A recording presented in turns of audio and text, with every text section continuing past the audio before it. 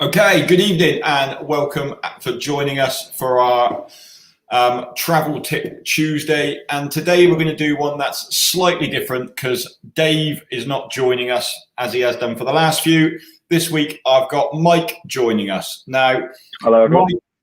Mike came along with us last February now and did our Sahara Desert Trek with us. And Mike is a videographer, photographer, and also a vlogger as well.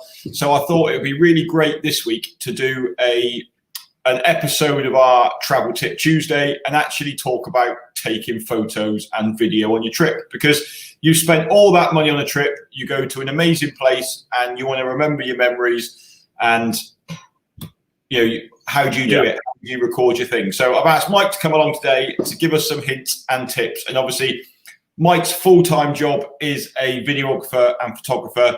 So I've asked him to dumb it down a little bit this evening and talk about what you guys can use for taking photos and videos on your trip that aren't going to cost an absolute arm and a leg. So welcome, Mike.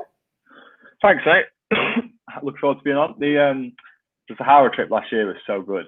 So I'm going to give yourself a little testimonial right now if anyone's thinking about booking onto it. Literally one of the best trips I've ever been on. There we go. I didn't even ask for that, so thanks very much. I'll send over the invoice later for that. Yeah, brilliant. So obviously everyone's going on these trips, Mike, and people want to record and remember what they've done, and they're trekking for days on end, as you did in the Sahara. Obviously, you took a big, massive camera bag with you because you did the whole trip to video it for us. So obviously that's not really practical for people to take that much kit out with them on a trip when they've got to carry all that. I was going to say, we're so fortunate we had camels, didn't we, with us that was carrying our actual clothes for the week. So when we was organising this trip, I was thinking, how am I going to carry a bag full of camera gear and clothes for a week and a suitcase and a sleeping bag, etc., etc. But fortunately, that trip had camels, which would never been so useful. Made it a little bit easier for you in that respect. Yeah. What I will say is even oh, sorry, mate. Even when I'm not traveling though, I've always been, and I'm sure there'll be photographers and videographers who will think differently. I always love having minimal gear, like as little as possible to get the job done. It's always been more fun. So especially if people don't even have gear to start with, don't think that you need it, because I've made so many videos. And so I went to Ibiza in the summer to film a conference, and we were filming. I was using normal gear to film the event, and then and film some speakers. And then I got up for sunrise and sunset and filmed like a little short travel video just for my personal use, just for the sake of it. And I did it all on my phone. And I was so surprised when I came back that the iPhone footage was, well, no one could tell when they were watching it back. They couldn't tell that I was just filmed on my phone. So obviously I'm just on the beach. I don't want to like carry a massive camera bag with me 24/7 or, get up at sunrise, and it's a pain in the ass sometimes. So yeah, if you've got a phone that came out in the last 5 years, you're already good enough, in my opinion. So it's probably just to give people confidence that if you are going somewhere like the Sahara Desert, taking a camera bag's probably not going to be worth it, depending on what you're doing. So just having like 3 or 4 essential items is probably going to make the trip, like you're going to record the trip and get some good photos. Yeah, I think that's the thing, isn't it? Is you can go in, spend a fortune on kit now, and actually when you look at the quality of what you can get out of your iPhone, you look at the camera on the new iPhone now, you say, unless no question, to broadcast quality, you're never going to notice the difference. If you upload, that's what I'm saying, that's it. When you're showing someone, like 9 times out of 10, they can't tell if you're just showing someone, or you're posting it on Facebook, you're showing off about your trip, you're showing your family when you get back, whatever you're using the photos for, memories and stuff. Like when you look back at that in a year's time, you're not going to go, oh, such a shame that it was only filmed on an iPhone, because your iPhone's going to be definitely will be good enough. Yeah, definitely. And so, all right then. So let's start off with the phone then, because I think the biggest thing, about having your phone with you is it's easy to get to, isn't it? That's the advantage. Perfect. Straight out your pocket. So quick as well. I probably used. It's interesting because I probably use I still do every day when I'm filming and taking photos. I probably use my phone for more spontaneous photos and videos more often than my camera, because I know if I get my camera out, I've got to set it up.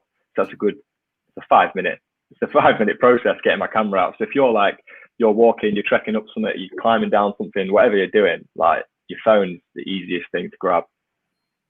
Yeah, definitely. I mean, Jay's just asked a question here saying, shall I hold back from buying a GoPro? I've got my GoPro here.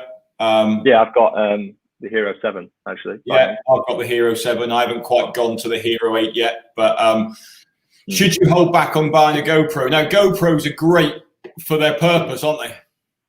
Yeah, I think it's a bit like the phone. They're very, very easy to use, and you can go that one step further with it as well with a GoPro. And they are so small that I don't have any. I always carry my GoPro with me in my regular camera bag, and when we're trekking. So when we were in the Sahara Desert, you had your GoPro on you. So easy to use, especially if you're doing anything a little bit sketchy, like climbing, anything water related. There is times when a GoPro is going to be required, but it's even easier than a phone. Yeah, I think that's the biggest advantage with the GoPro is the fact that it is waterproof. Yeah. So in that sense, I think it's, you know, you don't want to go trekking with your phone if it's a good example. I climbed Snowdon in December, and it was just horrendous weather, but I think that made it more interesting. I got some amazing photos, but I actually had the GoPro at hand throughout the whole climb. I think we did Snowdon in a couple of hours. It wasn't very extremely difficult, but it was raining so much that I had to put my camera away, and it stayed away because it was just dodgy to get my camera out. But the GoPro, yeah, I was vlogging on the GoPro pretty much the whole time, and I took some stills from the GoPro footage as well. The stills weren't amazing quality for photos, but I was more confident having the GoPro out. And we were just like messing around, really. We didn't take it seriously. I was just filming some YouTube videos, but yeah, it was like torrential downpour, and the GoPro was just perfect for that. And I think, you know, and especially now, like I've just put a link up because Amazon have got a really good deal on the new Hero 8 at the minute. They've got like £100 off it at the minute. Make sure it was an affiliate link. Yeah, if anyone clicks that. But like the advantage with the GoPros now is, you know, they have got, you know, they're so steady, aren't they? If you're walking along, yeah, like, you know, if you've got it attached to your rucksack, like I see so many people with the clamps on them that attach to the straps, they just turn it on and record them walking. When you actually look back at that footage, it doesn't look like they're jumping around walking. It's really steady and smooth. The GoPro 7 and onwards, I don't think the 6 had it, but they've got like internal stabilizer in it, and it's like completely changed the game. So like even handheld footage, I've had GoPro footage in a car filming people before, and even when the car's going over bumps, the GoPro stabilized it. So that's been quite impressive, to be fair. And one thing I will say about GoPro footage is they're normally extremely wide, and they're normally fisheye. So, and I'm not a fan of having fisheye footage in a video when nothing else is fisheye footage. Yeah. So if you're filming something normally with your phone with a camera and it's just a standard lens, and then you've got footage of a GoPro on it and it's like really warped, I just think it's weird and a bit cliche, like a bit gimmicky. So you can actually change that setting on the GoPro though. So if you do have a GoPro and you go traveling with it, just make sure you go into the GoPro settings on the app or actually on the camera and just change it to standard wide. That's like the number one thing that I see a lot of videographers, like people who know that, they just don't, the fisheye bit's a little bit, that's just, might be a personal opinion, but sometimes a little bit, it looks childish, I think, the fisheye bit. It has its uses, but yeah.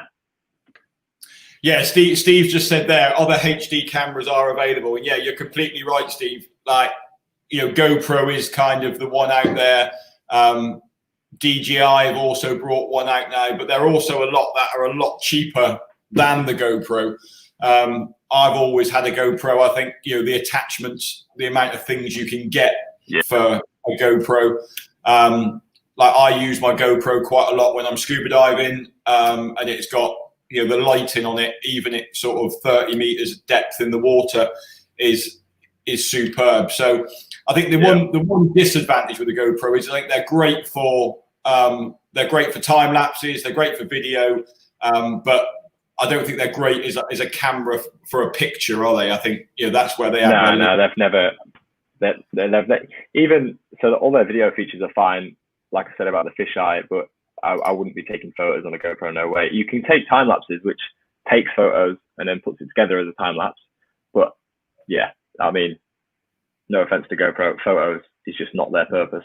Your phone is definitely the go-to for that. Yeah, definitely. So if we go back to the phones, then, what advice could you give people to take better photos on their phones?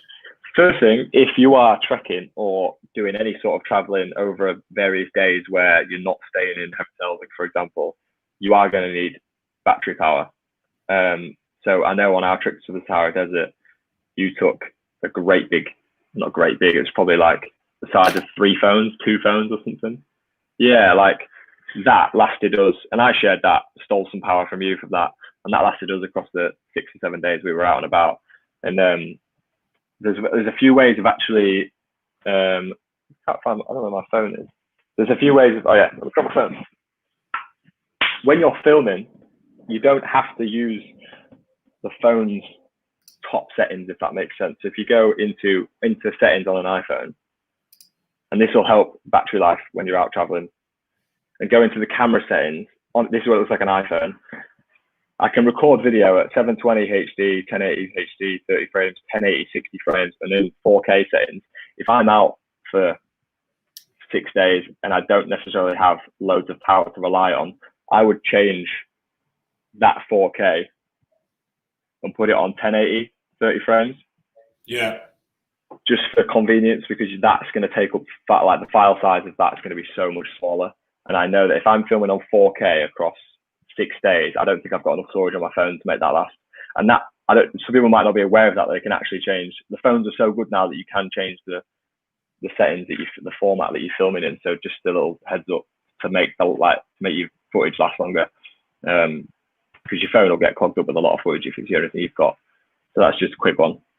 Yeah, and I suppose the other thing as well is you are, and that's the great thing about the GoPros, anything like that, you can charge them all off a battery pack.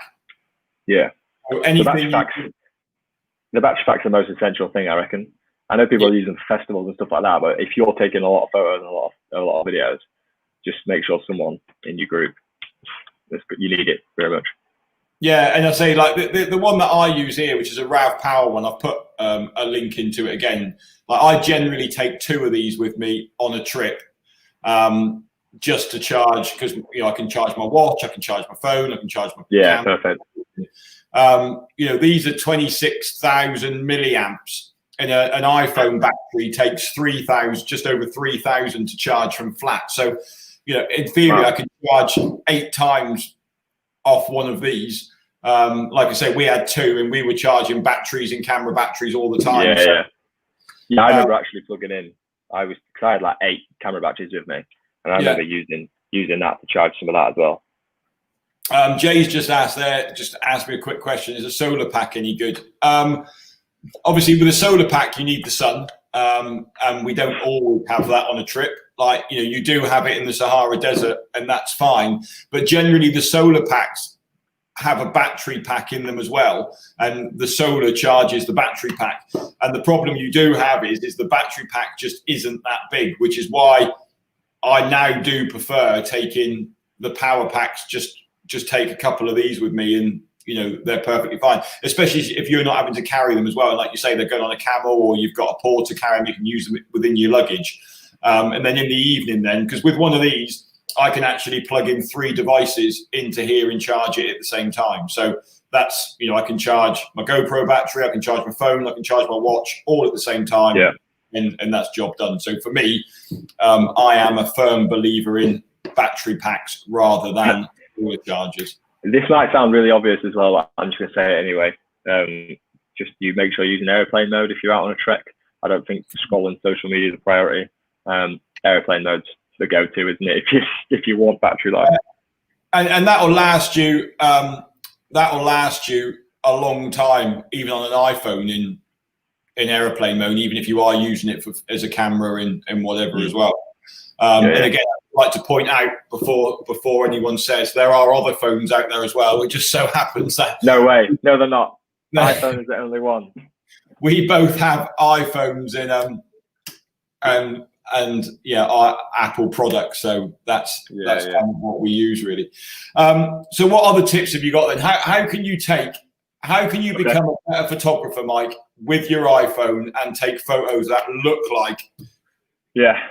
So I've made so many YouTube videos about this because it seems to be like I've made YouTube videos talking about photography at a more professional level, but it seems to be the one that most people need to know is just the basics. So a simple one is using the light to your advantage, but the sunlight and not shooting directly into it. And this might sound really random, but if you're taking a group photo and the sun is behind the group, now the sun might look cool in the photo, but you won't be able to see anyone's face in the photo because the sun, like your phone will automatically expose to the sunlight. So literally just get everyone to do a 180. So wherever the sun is facing, take the photo that way on. I see it all the time with group photos. And even if you're just taking a selfie, like if the sun is behind your head, you just ain't going to get the detail.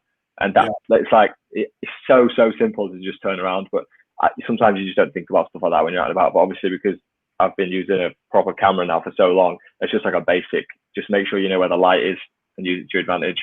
And normally standing in shadows is probably, if it's like absolutely beaming outside, you want to just get in a shadow area as well, because your phone actually can't deal with the sunlight as well as you think it does. But that's why golden hour and sunsets and sunrises is normally better because it's softer. So thinking about the light, that's important. So simple as well. Mike has done I've just put a link up to his YouTube video, which is 5 ways to take better mobile phone photos. So yeah, that's tip 1. After this, you can click in and have a go at there. I think my piece of advice is to take lots of photos, because definitely. The more photos you take, you've got a chance to flick through them and get rid of anything you don't want to take at the end of it. And I always advise people, like, don't do it on a daily basis. Like, let the trip finish and then go back and look through the photos and go through everything, because as long as you've got enough space to take more photos, that is. The more you have a look through, when you get back and you've had a shower and you're all clean, you've probably got more chance to look through them and pick out what there is. Yeah, definitely. There's another simple tip as well. I don't know how techie people want to get, but something that you can do on this is obviously again on iPhone settings. You see something that says grid. Now turn grid on, and that's going to allow a rule of thirds on your camera. So I'll see if I can I show you? So if I don't know if people can see that. There's like 3 lines going through each third on the screen. You can see that if I'm on there. Yeah. And this is like photography basics 101. You learn this at college and stuff. Actually, just having that grid on will give you a guide of where you need to line stuff up. So if you're shooting a photo of a horizon, just line it up with one of the lines on screen, either the top third or the bottom third. It's up to you, whatever looks better. And same with people, lining people up in each third. And that's like the most basic piece of professional photography advice that you can give, really, because a lot of people take wonky photos and stuff, and it depends how picky you're going to get. But I hate seeing a lovely horizon and then it's like at an angle like that, and I just think, oh, if you just lined it up, you would have like a quality print photo that you could stick as a poster on a wall or something. But yeah, I think Android will allow it as well. Make sure you've got more than that. From rule of thirds is the fact that a lot of people put the horizon or whatever they're filming smack in the middle of the photo. Yeah. Rather than actually, like you say, putting it in either the top third or the bottom third where it needs to be. I think the thing is, sometimes it doesn't matter about that, but sometimes when you've got when you're on these trips, there's going to be some amazing views. And if you put something slap bang in the middle, you end up cutting everything else around it out. But if you lift it up to a different third, and I don't know the science behind why the rule of thirds works, but people's eyeballs are attracted to, each point on the screen, where the lines cross. So that's just a go-to. And I mention that in all my videos all the time. So just have, if you can't do it like without the grid on, then it's easy. Just put the grid on. I still have the grid on my phone now and then, just when I'm out and about, just to make photos taking easier. And the other thing as well is photos look great from different angles, don't they? Yeah. just crouching down to take it and holding your phone at a different angle, or don't stay still. Don't stay still when you try loads of stuff. Yeah. And that's where just taking loads of photos, you might then find that actually you get the one that. I mean, my brother is, my brother's got a GoPro and takes loads of photos with his GoPro, and he literally just puts it on burst the whole time and takes so many photos. But I think he's had 7 or 8 like GoPro photos of the day on their Instagram now. Wow. Just because he just, it takes him ages to edit them, but because he takes that many photos, he just gets that one photo that you don't miss a moment, yeah, you catch the moment you're looking for, and it makes an amazing photo. So something else about like saving memory on your phone, and this is another really simple one, and I'm assuming Androids have got something very, very similar, but just make sure you turn live photo mode off. I don't know if people are aware that their phones do that. It's the worst. I don't know why. I don't even know a need for live photos on iPhones, but there's like a little at the top. You see that? If I can tap it, that thing there. It basically takes the photo and then also videos it for like 2 seconds, and it's just like that takes up so much unnecessary space in your phone. So if you're taking 1,000 photos, as you should, if you want a trip like this, and then they're all in live mode, it's the worst. You'll only be able to take so many, and your phone will be full. So I just thought of that just then. Save battery life and storage as well. Yeah, so Steve's already coming a little bit ahead of us now about apps for editing afterwards. Obviously, that's kind of what makes the photos look good, doesn't it? Most photos. There's very few photos out there on Instagram that are pure natural photos and they're raw. Yeah, there's a joke between photographers, like when you're on a gig and you're shooting something and you're doing your best, and then the client or whoever asks to see the raw, like, can you send me the raw images? It's like, oh no, you're going to see the unedited, the natural version of it. When obviously they're still good photos, but absolutely not. If you can get the editing right, and I've made like nearly 100 tutorials on my YouTube channel about editing photos in loads of different styles. That for me is probably, I don't want to say it's more fun than taking the photo, but it's definitely an amazing part of the process. So I've got 3 of my favorite apps. Should I go over them? Yeah, go. Lightroom is the most popular, I think. Adobe Lightroom, you've got Lightroom Mobile, and then if you pay a subscription to Adobe, if you have an account, then you get like a load of bonus features on it. So obviously I'm paying Adobe for all of their applications to edit videos and everything, but the Lightroom Mobile basic one is free, and you can basically edit. You can change a lot of settings, and that's a good place to start. It's really simple. Then you've got VSCO, VSCO. That probably has the best filters. So if you're not wanting to edit manually, like go through changing the shadows and the contrast and the highlights, you don't want to do any of that. VSCO is probably the best preset app, because you just go on there. There's 12 presets, and they're probably the most professional presets. They don't, like an Instagram filter can look a bit cheesy sometimes, like a typical Instagram filter. I think VSCO probably provides the best one for that. And then Afterlight is another one as well, which I think costs like £2 or something like that, but there's some crazy effects on there. So Afterlight is definitely more for going over the top and making some creative stuff. But those 3 are the only 3 that I use on my phone, really. Yeah, and I think obviously, there is the one, again, there is the editing software actually that comes with the phone is. Yeah, so simple. It's so simple. Even when you click the auto edit function on the iPhone, like you get a better picture out of it. If you click the straighten function on it. Oh yeah, all that basic stuff. If your horizon's slightly off, it will soon pick that up. It depends how interested you are in how deep you want to get with editing photos. Because like I've been taking photos and stuff for like 5 or 6 years now, and editing is still, like, for me, one of the most interesting parts. Not because you want to lie to people and edit a photo that's not actually legit, but you can literally make a photo 5 times better if you just add a couple of basic edits, even on the simple, on the editing photo on your iPhone, like in the basic in-camera editing. You don't need to get complicated with it, but it's worth learning 100%. If you're on an amazing trip like this and you get back and you've only got normal raw photos, it's worth spending an hour just figuring out the basics. That's what I think anyway. I mean, Tamarin's just said here, we are biased towards iPhones. She has a yeah, I see that. Yeah. And obviously, like we said, we're only talking about iPhones because it's what we have in our pockets. Yeah. But there are, like we say, there are other phones out there. There are other. What I'll say is the P30 Pro. One of my friends has, I think, got the model before that or something, and that actually their camera settings in that phone better than what an iPhone would allow you to edit. So you can actually think the Pro mode or whatever is you can change manually, which sometimes might be more confusing. Like you can change the shutter speed, the f-stop, and the ISO within the camera, which on an iPhone you have to download a third-party app to do that.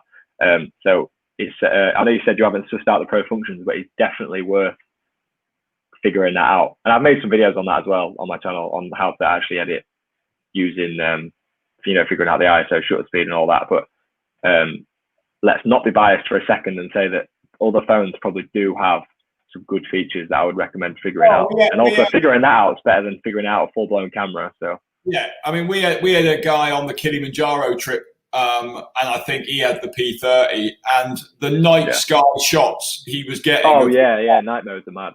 Like it was so much that was so much better than what was on the iPhone. Yeah, weird. I think Apple are doing that thing where if they wait off a little bit, then it's a function to add in the future and market that they've got it. So there's do you know what I mean? Like obviously they can do that now. I don't know why they don't, but yeah. I nearly wanted to buy the phone just for the camera, just because it had more features than what the iPhone had. But I mean, and I think like you say there, you've got a DSLR camera, and I know at the minute, Mike, we use the same camera, the trusty 80D. The trusty 80D, and there's so much to learn about using one of these compared to picking up your iPhone and taking some photos with that. Sometimes as well, because we're talking about the convenience of having a phone. I've taken photos on my phone and preferred them to the ones that I've taken on my camera, just because of how easy it is. And when I get back at it, I'm like, actually, that iPhone shot is all that's needed. That mobile phone shot of this group or whatever is probably better than the professional photo taken on the DSLR. Sometimes it can just be overkill and you don't need that. Yeah. And I think the problem is, as we said earlier, it's really difficult, like, to get your camera out of your bag, to get it all set up, do something with it.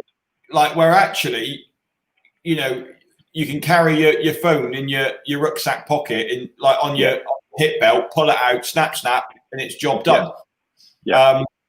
And also as well, like, especially when and this is something to consider as well, actually, that I hadn't even thought about, is when you have got a big camera on you, you look like a photographer and people are wary of it. Definitely. If you think of walking through like the Marrakesh markets and places like that, they're really sort of keeping an eye on you with a camera. Whereas if you're just walking through with your phone, they kind of don't notice you. You just got your phone in your hand. Whereas it's exactly the same with video and stuff. When I've been out and about doing street photography, or if I'm in a venue of some kind, as soon as they see the camera, like people already question it. But I'm just thinking I can take the same photo on my phone, so I don't obviously they don't care really. People won't acknowledge it as much, so it is a lot easier to use your phone in certain weird situations. Yeah, so I've put a link into the comments as well with those photo editing apps that Mike was talking about. You click and watch that YouTube link there as well. I suppose while we're here, I will just put a link up to your YouTube channel, Mike. Brilliant, loving the promo. It is, well, you did give us a testimonial at the start, so that's how that works. Yeah, I'll just send you the invoice back for this one here. Yeah. But obviously, you are a photographer. I mean, what have you got now? 40,000 plus subscribers on your YouTube channel. So you do a lot of videos. And go on. I was going to say, and obviously travel is one thing that you are starting to do more of in the 100%.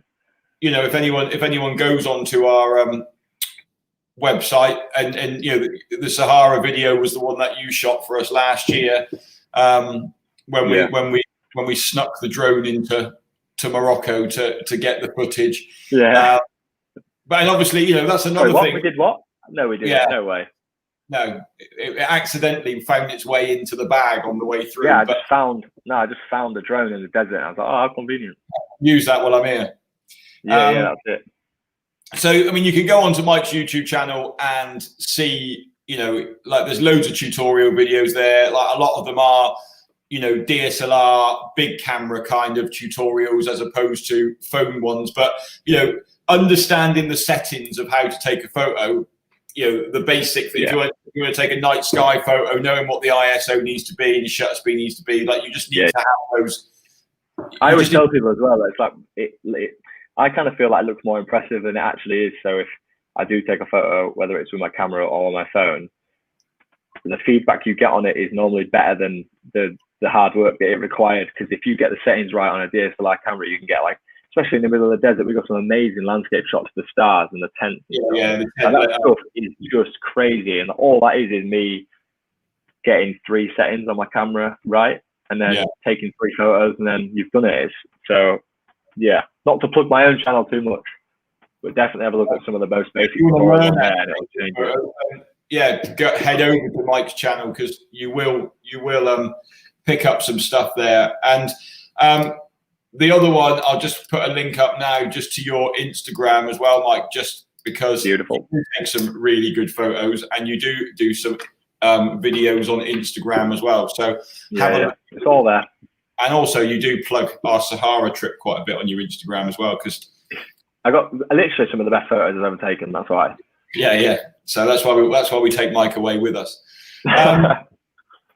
One thing that I just want to say is, like, I actually just recently bought a new toy, and I think that is the biggest problem with cameras and videos in it, Mike, is toys and how many things. It's so easy to get distracted with what's new.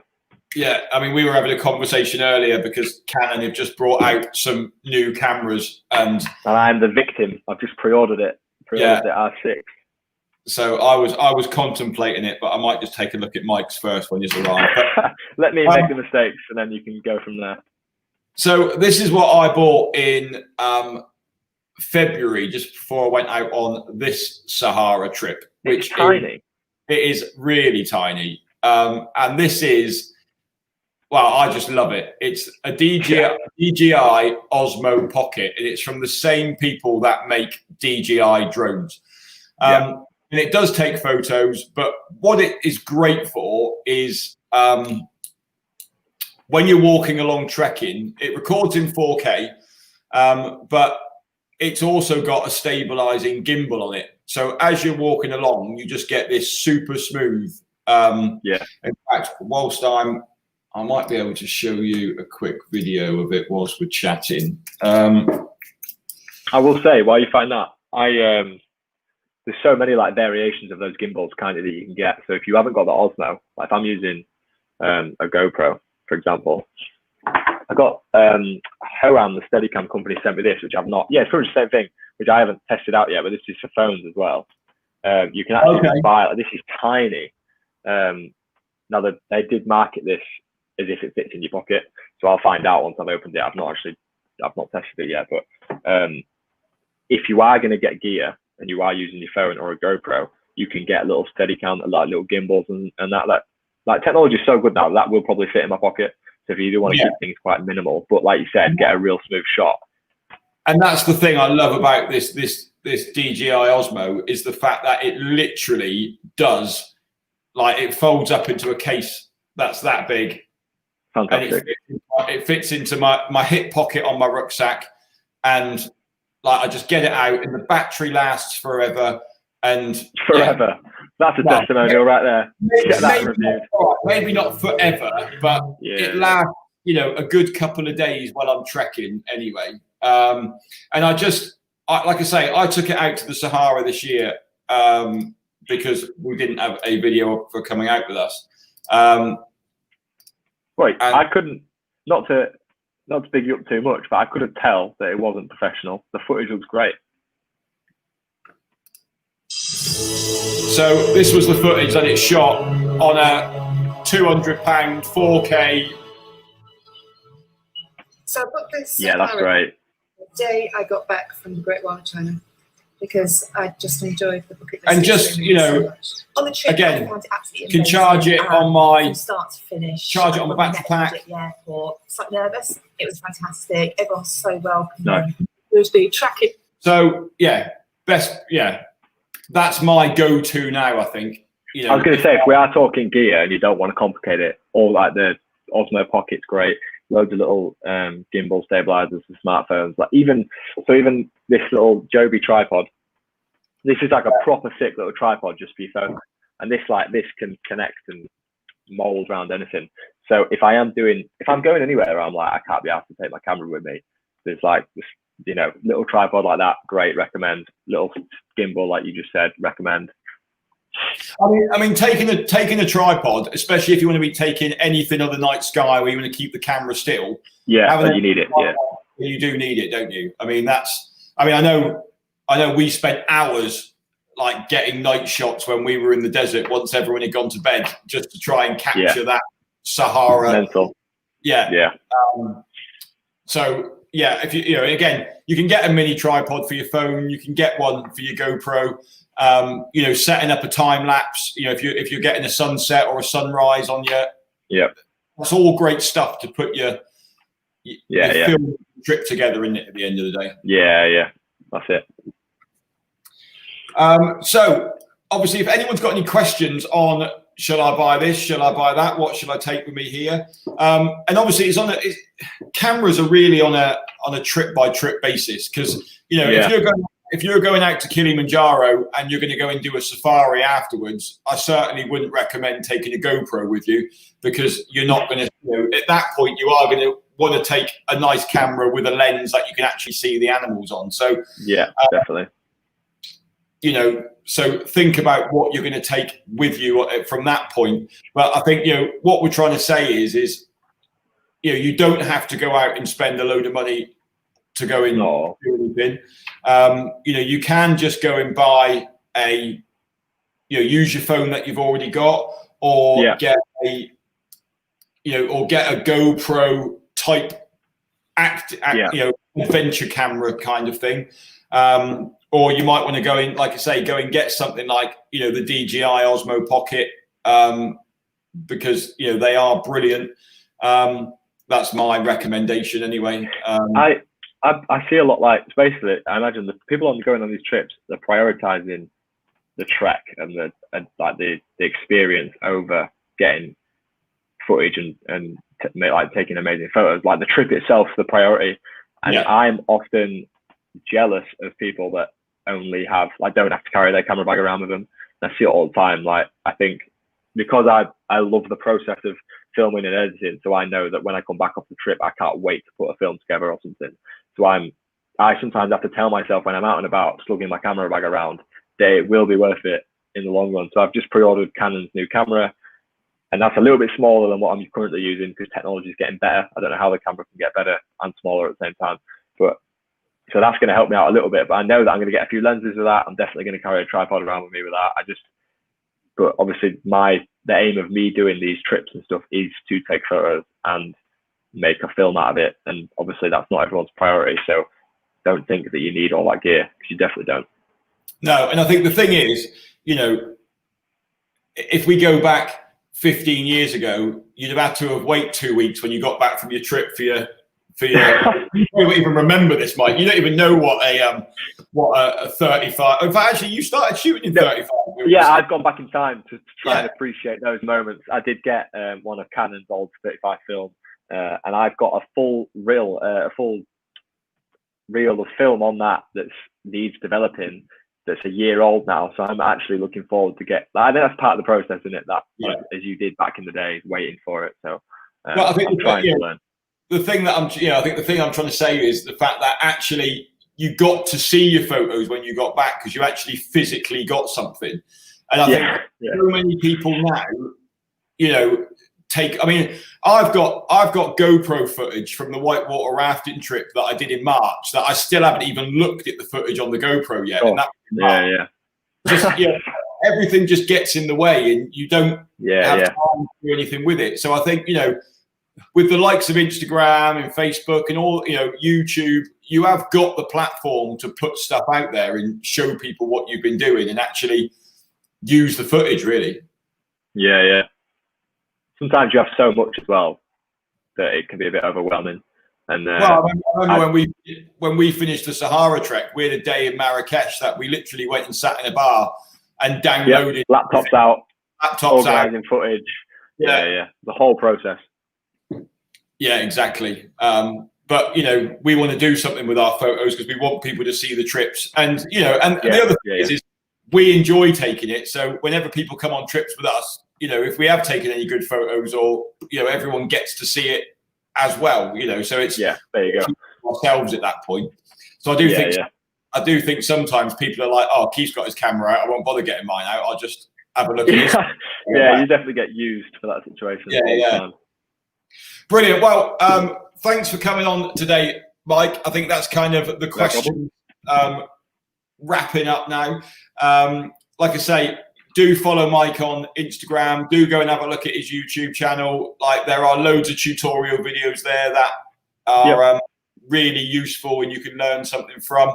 Like I say, we put some links in there for like the battery packs that we use to charge our cameras up. And if anyone's got any questions on photography, they can message you on Instagram. Yeah, go straight for it. DM me on Instagram. That's where I'm most active, unfortunately. Probably on that every hour of every day. So looking at what other people are doing, but that's great. So anyway, thanks very much for that, Mike. I've got one more thing to do this evening, because we have been running a competition for the last 2 weeks. Oh, nice. And it's to win 2 places to Mount Toubkal in Morocco on that trip next year. So I'm going to quickly, we're using a piece of software, so I'm going to quickly switch it across. You're announcing the winners now? Oh, we're announcing the winner now, yeah. Brilliant. So we're going to switch it across there, and then when we click here to the Manage Winners button, it tells us that Molly Costello has won 2 trips to fantastic. Congratulations, Molly. So well done, Molly. We will be in touch with you to see when you want to join us and book onto one of our Toubkal trips. So again, we had loads of people enter the competition, so that's really good. Unfortunately, only one person can win, unfortunately, but we will be running another competition very soon. So let me know about that. I'm going to enter those competitions. Didn't know you were doing that. Let me get involved. You're obviously not following the Facebook, Mike. That's just dropped you in it there. But sorry about that. Anyway, thanks ever so much, Mike, for coming on tonight. We'll be back next week for another Travel Tip Tuesday and looking at something else. Hopefully you've got some ideas, or you can go away now and have a look at Mike's tutorial videos and see how you can take better photos on your trip. And we look forward to seeing them all. So thanks ever so much, and we'll see you next week. Bye. Bye.